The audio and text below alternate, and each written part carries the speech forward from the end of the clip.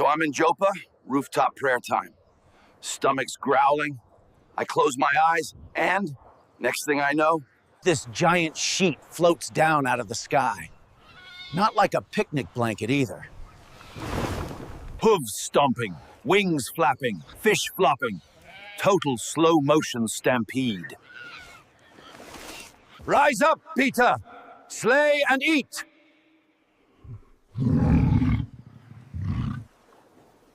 Not at all, Master. I have never eaten whatever is common or unclean. What Elohim has cleansed, you do not consider common.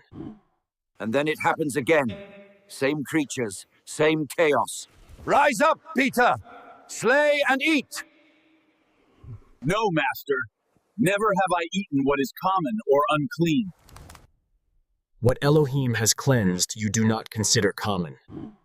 And yes, it happens a third time. Rise up, Peter! Slay and eat! No, Master. I will not eat what is common or unclean. What Elohim has cleansed, you do not consider common. Master Peter, there are 3 men at the gate asking for you.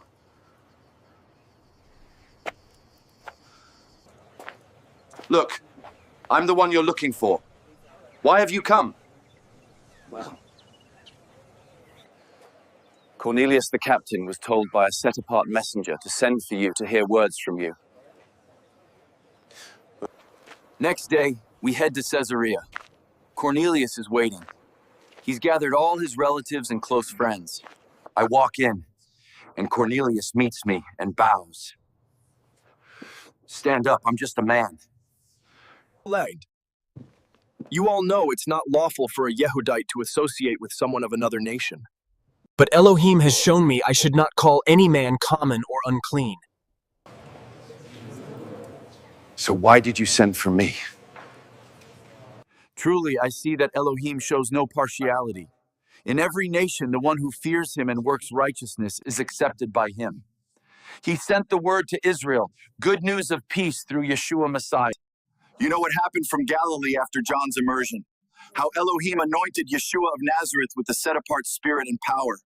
He went around doing good and healing all oppressed by the devil, for Elohim was with him. We saw it, everything he did in the land of the Yehudim and in Jerusalem. They killed him by hanging him on a tree.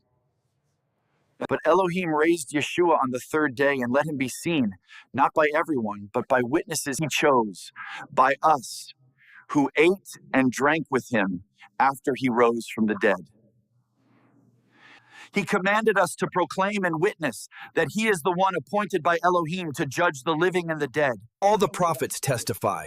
Through his name, everyone who believes in him receives forgiveness of sins. So before anyone twists this retelling of the sheet coming down, this vision was never about changing what is and is not considered food in Leviticus.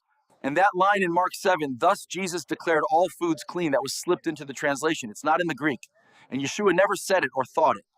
In Mark 7, Yeshua pointed to the heart as the source of defilement. He wasn't giving a pass for bacon, lettuce, and tomato sandwiches. He was calling out hypocrisy, heart over ritual. Leviticus still defines what counts as food. But this vision, it's about people. God's opening the door to the nations.